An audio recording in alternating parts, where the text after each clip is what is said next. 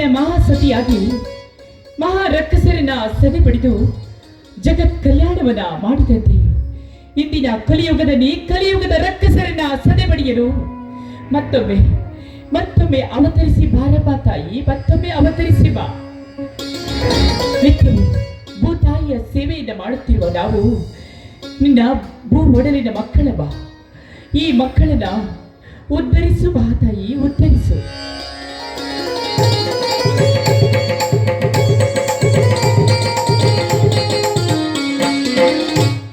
ಮಂಗಳಗೌರಿಯ ಪೂಜಾ ಮುಗೀತೇನಮ್ಮ? ಹೌದು ಸ್ವಾಮಿ, ಭವತಾಪವನ್ನ ಕಳೆದು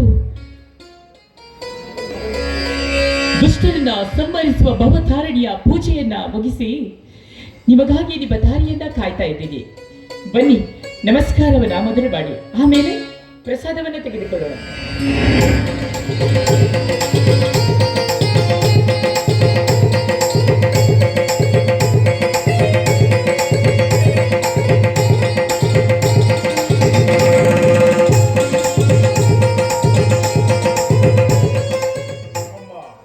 ಗಿರಿಜಾ ಮಾತೆ, ಗಿರಿಜಾ ವಲ್ಲಭನೆಂದು ಕರೆಸಿಕೊಂಡಿರುವ ಪರಮ ಸತಿಯೇ, ನಿನಗೆ ನನ್ನ ನಮಸ್ಕಾರ. ಮಾಮರದ ಕೋಗಿಲಿಯೂ ಕೂಡ ಅಮ್ಮ ಎಂದು ಆನಂದಿಸುವಂತೆ ನಾವಿಂದು ನಿನ್ನನ್ನ ಪೂಜಿಸಿ ಭಾಗ್ಯವಂತರು. ಭೂಮಾತೆಯೇ ಅನ್ನ ಕೊಡುವ ಮಾತೆ ಎಂದು ನಂಬಿರುವ ನಾವು ಮಳೆ ಚಳಿ ಬಿಸಿಲಿಲ್ಲದೆ ದುಡಿಯುತ್ತಿದ್ದೇವೆ. ಕುರಿಗಳನ್ನ ಸಾಕಿಕೊಂಡು ಭೀಮಾರ್ಜುನರಂತೆ ನನ್ನ ತಮ್ಮಂದಿರನ್ನ ಬೆಳೆಸುತ್ತಿದ್ದೇನೆ. ಎಲ್ಲರನ್ನ ಸದಾಕಾಲ ಕಾಪಾಡುತ್ತಾ ಇದ್ದೇನೆ. ಸ್ವಾಮಿ, ಇದು ನೀ ಮಾಡುವ ಮಾತಿನಲ್ಲಿ ಅದಾವುದೋ ಕಠೋರತೆ ಕಂಡು ಬರ್ತಾ ಇದೆಯಲ್ಲ, ಯಾಕೆ ಸ್ವಾಮಿ? ಕಠೋರತೆ ಎಂಬ ಈ ಕಠಿಣ ಕಾಲದಲ್ಲಿ ಅಗ್ನಿ ಪರೀಕ್ಷೆಯ ಕಟ್ಟು ಇದ್ದಂತೆ. ಆ ಪರೀಕ್ಷೆಯಲ್ಲಿ ನಮ್ಮನ್ನ ಗೆಲ್ಲಿಸಿ ಪಾಸ್ ಮಾಡಪ್ಪ ಅಂತ. ಅಂದರೆ ಈ ಪದದ ನಿಜವಾದ ಅರ್ಥ? ಇದರ ಅರ್ಥವನ್ನ ನೀ ತಿಳಿಯ ಬಯಸಿದರೆ ನನಗೊಂದು ಮಾತು ಕೊಡ್ತೀಯ ಮಗಳ? ಇದೇನು ಸ್ವಾಮಿ ಹೀಗೆ ಕೇಳ್ತಾ ಇದ್ದೀರಾ? ಪತಿಯ ಆಜ್ಞೆಯನ್ನ ಪಾಲಿಸುವುದೇ ಸತಿಯಾದವಳ ಧರ್ಮ.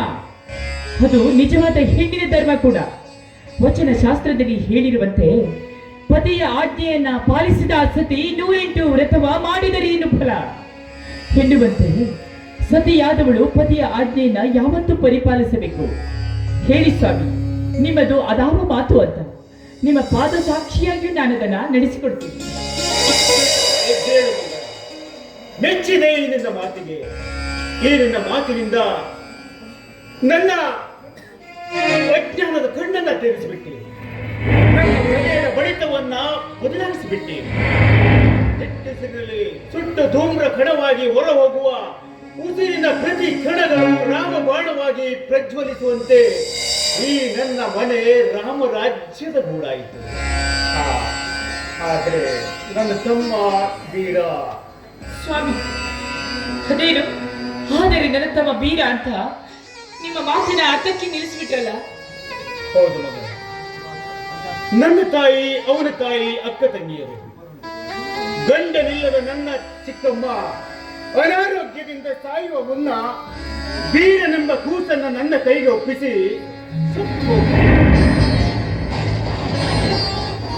ಕೂಸನ್ನ ಶಕ್ತಿವಂತ ತಮ್ಮನನ್ನಾಗಿ ಬೆಳೆಸ್ತಾ ಇದ್ದೇನೆ. ನೋಡು ಮಗಳ, ಅವನಂದ್ರೆ ನನಗೆ ಪಂಚಪ್ರಾಣ. ನನ್ನನ್ನ ದೇವರ ಸಮಾನವಾಗಿ ನೋಡ್ಕೊಳ್ತಾ ಇದ್ದೇನೆ. ನಾನು ಮತ್ತು ಅವನು ಬೇರೆ ಬೇರೆ ತಾಯಿಯ ಮಕ್ಕಳೆಂಬುದು ಯಾರಿಗೂ ಗೊತ್ತಾಗಬಾರದು.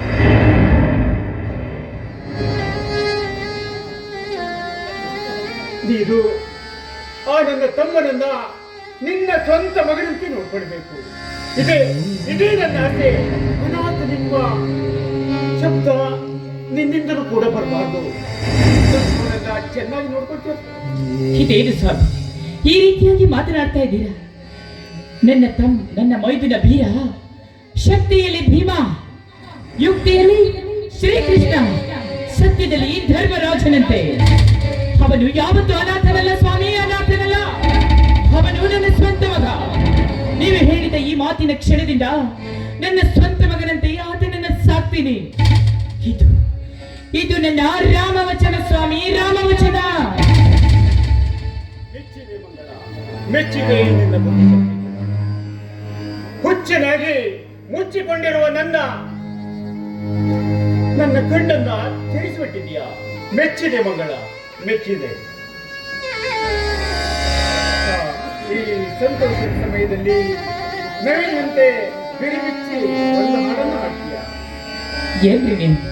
ನಿಮಗೇನು ಹೊತ್ತು ಗೊತ್ತು ಯಾವುದೂ ಇಲ್ಲ. ಈಗಷ್ಟೇ ದೇವ್ರ ಪೂಜೆಯನ್ನ ಮಾಡಿದ್ದೀವಿ, ಮತ್ತೆ ಹಾಡಿ ನಡಿಬೇಕೆ? ಸರಿ, ನಿಮ್ಮ ಮಾತನ್ನ ಮೀರಕ್ಕೆ ಸಾಧ್ಯನಾ? ನಿಮ್ಮ ಈ ಮೆಲ್ಲನೆಯ ಸವಿ ಮಾತಿನೊಂದಿಗೆ ನಲ್ಲನೊಂದಿಗೆ ಸಿಹಿ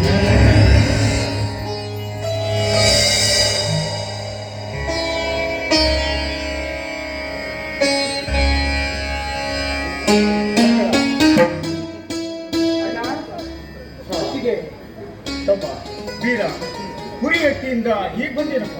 ಹೌದಣ್ಣ, ಕುರಿ ಮರಿಗಳನ್ನ ತಾಯಿ ಬಳಿಗೆ ಬಿಟ್ಟು ಹಟ್ಟಿ ಕಸ ಹೊಡೆದು ಕುರಿ ಹೊಟ್ಟಿಗೆ ಸೊಪ್ಪು ಹಾಕಿ ಬರುವಷ್ಟರಲ್ಲಿ ಇಷ್ಟು ಹೊತ್ತಾಯ್ತಣ್ಣ. ರೀ, ನೋಡಿದ್ರಿ ನನ್ನ ಮೈದುನನ ಕೆಲಸ. ಒಂದು ಬೆಳಗಾದ್ರೆ ಸಾಕು, ಪ್ರತಿ ದಿನಾನು ಬೆವರು ಹರಿಸಿ ದುಡಿತಾನೆ ಇರ್ತಾನೆ.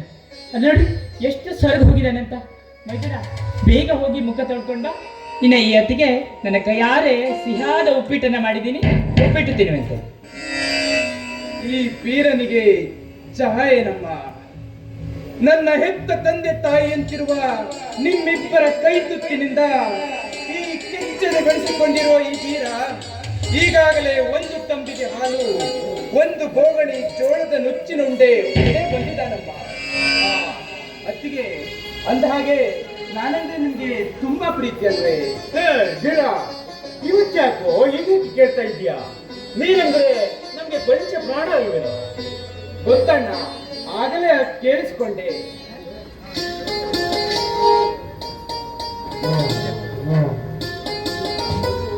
ಅದು ಏನಂತ ಕೇಳಿಸ್ಕೊಂಡೆ? ಅದು ಅಣ್ಣ, ಆಗಲೇ ಹೇಳಿದಿರಲ್ಲ ನಾನಂದ್ರೆ ನಿಮ್ಗೆ ಪಂಚಪ್ರಾಣ ಅಂತ. ಅಣ್ಣ, ಅಂದ ಹಾಗೆ ಇವತ್ತು ನಮ್ಮ ಕುರಿ ಹಟ್ಟಿಯಲ್ಲಿ ಭರ್ಜರಿ ವ್ಯಾಪಾರ. 10 ಕುರಿ ಮರಿಗಳನ್ನ ಮಾರಿ ಪ್ರತಿಯೊಂದಕ್ಕೂ 10,000ದಂತೆ 1,00,000 ರೂಪಾಯಿಗಳನ್ನ ತಂದಿದ್ದೀನಣ್ಣ.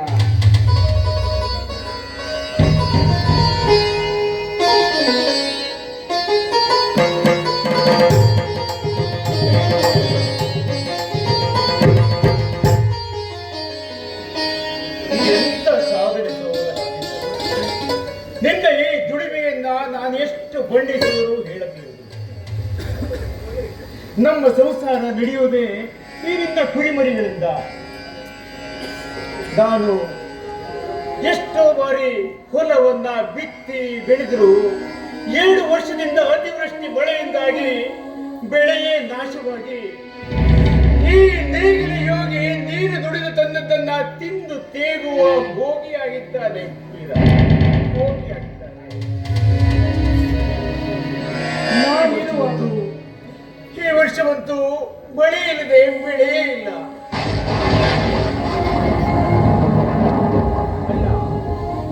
ನಾನಿರುವಾಗ ನಿನ್ನ ಕಣ್ಣಲ್ಲಿ ನೀರೇ ಕಣ್ಣ. ಈ ನೇಗಿಲ ಯೋಗಿ ಉತ್ತಿ ಬಿತ್ತಿ ಬೆಳೆಯದಿದ್ದರೆ ಈ ಜಗತ್ತಿಗೆ ಉಳಿಗಾಲ ಇಲ್ಲಣ್ಣ. ಅದು ನಿತ್ಯ ನಿನ್ನ ಕಾಯಕ. ಕಾಯಕದ ಅರ್ಥವೂ ನಿನಗೆ ಗೊತ್ತೇ? ನಿನ್ನ ತಮ್ಮನಾಗಿ ಜನಿಸಿ ಬಂದವನಿಗೆ ಅಷ್ಟು ತಿಳಿದಿದ್ರೆ ಹೇಗಣ್ಣ? ಹೇಳುತ್ತೇನೆ ಕೇಳು ಯೋಗಿಯ ಅರ್ಥವನ್ನ. ಅಣ್ಣ, ಅಂಗಹೀನ ಅಂಧ ಅನಾಥರಿಗೆ ತಂದೆಯಾಗಿ, ಮೂಗರಿಗೆ ಮೇಘನಾದವಾಗಿ ಕಲೆ ಸಂಗೀತ ಗಾಯನ ಕಲಿಸಿದ ಆ ಗದುಗಿನ ಪುಟ್ಟರಾಜನು ಗಾನಯೋಗಿ. ಲಕ್ಷಾನುಲಕ್ಷ ಮಕ್ಕಳಿಗೆ ವಿದ್ಯಾದಾನ ಮಾಡಿ ಅನೇಕ ಶಿಕ್ಷಣ ಸಂಸ್ಥೆಗಳನ್ನು ಸ್ಥಾಪಿಸಿ ತ್ರಿವಿಧ ದಾಸೋಹಿ ಎನಿಸಿಕೊಂಡಂತಹ ಆ ಸಿದ್ಧಗಂಗಾ ಶ್ರೀಗಳು ಅವರು ಜ್ಞಾನಯೋಗಿ. ಹುಟ್ಟಿದ ಹುಟ್ಟಿದ ದಿನದಿಂದಲೇ ಜೇಬುಗಳಿಲ್ಲದ ಶರ್ಟ್ ಅನ್ನು ಧರಿಸಿ ಸರ್ವ ಜನಾಂಗಕ್ಕೆ ಶಾಂತಿಯ ಸಂದೇಶವನ್ನು ಸಾರಿ ತಾವು ಸಾಯುವ ಮುನ್ನ ಬರೆದಿಟ್ಟರಲ್ಲ, ಈ ದೇಹವು ಇಲ್ಲ ಅಂದ ಮೇಲೆ ನಾನು ಇಲ್ಲ ನೀನು ಇಲ್ಲ ಎಂದು ಹೇಳಿ ಶಿವಾಜಿಯರಾದರಲ್ಲ ಆ ವಿಜಯಪುರ ಸಿದ್ದೇಶ್ವರ ಶ್ರೀಗಳು. ಅವರು ಜ್ಞಾನಯೋಗಿಯಲ್ಲ. ಎಷ್ಟೊಂದು ವಿಚಾರ ಶಕ್ತಿ ಅಡಗಿದೆ ನಿನ್ನಲ್ಲಿ. ಅಷ್ಟೇ ಅಲ್ಲ ಅಣ್ಣ, ಇನ್ನೂ ಕೇಳಣ್ಣ. ಸೃಷ್ಟಿಕರ್ತ ನಿರ್ಮಿಸಿದ ಈ ಜಗತ್ತಿನಲ್ಲಿ ಮಳೆ ಬಿಸಿಲೆನ್ನದೆ ದುಡಿದು ನಿತ್ಯ ನೇಗಿಲ ಯೋಗಿಯಾಗಿರುವ ನೀನು ನೇಗಿಲ ಯೋಗಿಯಲ್ಲ. ಬೀರ, ಈ ನಿನ್ನ ಮಾತನ್ನ ಕೇಳಿ ಜಗವನ್ನೇ ಮರೆತು ಬಿಟ್ಟೆ ನಾನು. ಜಗವನ್ನೇ ಮರೆತು ಅದೆಂಥ ವಿಚಾರಧಾರೆಗಳು ಅಲ್ವಾ ಮಗಳ? ಅಣ್ಣ, ಇದು ಏನಿದು ಸಂಭ್ರಮ? ಬಾ ಶಶಿಧರ, ಬಾ. ಬಾ ಮೈದುನ, ಹೇಗಿದೆಯಪ್ಪ? ಚೆನ್ನಾಗಿದೆಯಾ? ಹೊತ್ತಿಗೆ ಡಿಗ್ರಿ ಅಭ್ಯಾಸ ಚೆನ್ನಾಗಾಗಿದೆ. ಆದ್ರೆ ಹಣಕ್ಕಾಗಿ ಅಣ್ಣನ ಕಡೆ ಬಂದ್ರೆ ಅಣ್ಣ ಆಗಲೇ ಕುರಿ ಮಾರಿದ ಹಣವನ್ನ ಕೊಟ್ಟನಲ್ಲ, ಅದನ್ನ ತಮ್ಮನಿಗೆ ಕೊಟ್ಟು ಕಳಿಸ್ಬಿಡಣ್ಣ. ಎಷ್ಟು ಬೇಕಾಗಿತ್ತು ಸರ್? 25,000 ಕೊಟ್ಟು ಬಿಡಿ ಸಾಕು.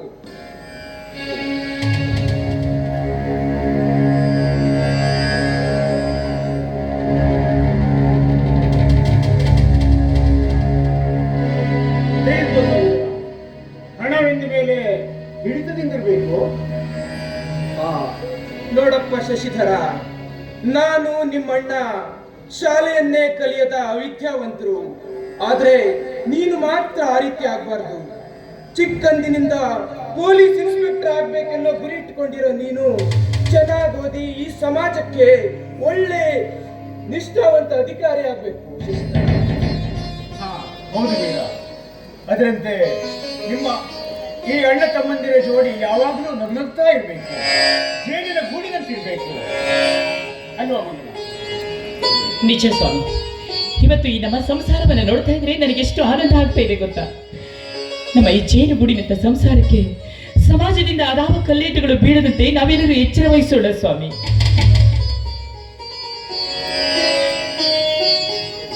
ಮೈದುನರೇ, ಇಂಥ ಸಂತೋಷದ ಸಮಯದಲ್ಲಿ ನಾವೆಲ್ಲರೂ ಸಂತೋಷದಿಂದ ಹಾಡಿ ಈ ದಿನವನ್ನ ಸಂಭ್ರಮಿಸೋಣ, ಏನಂತೀರ?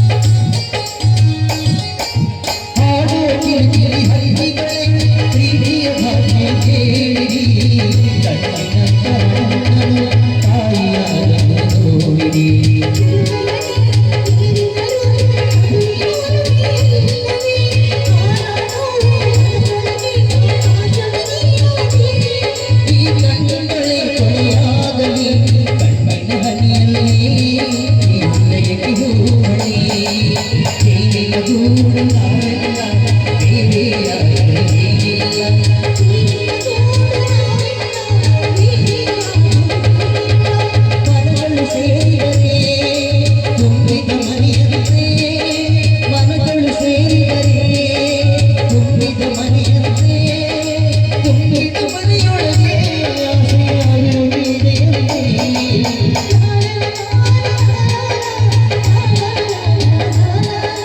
la la la